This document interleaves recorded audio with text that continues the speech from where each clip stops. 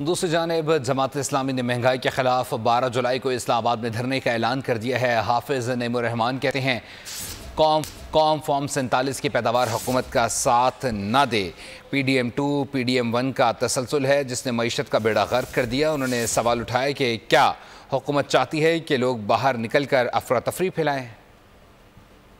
इस्लामी अवाम के साथ खड़ी और हमने इस बात का फैसला किया है कि हम हक दो अवाम को तहरीक एक नए मरहले में दाखिल कर रहे हैं और 12 तारीख को इंशाअल्लाह 12 जुलाई को इस्लामाबाद में एक तारीखी धरना होगा। पूरी कौम का बेड़ा गर्क करने वाले हुकूमत में मौजूद हैं।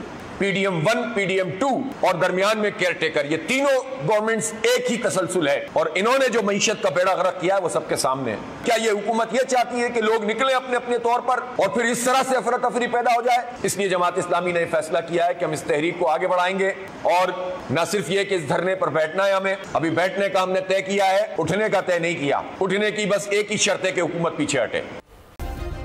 सब्सक्राइब करें और बेल दबाएं ताकि कोई खबर रह न जाए।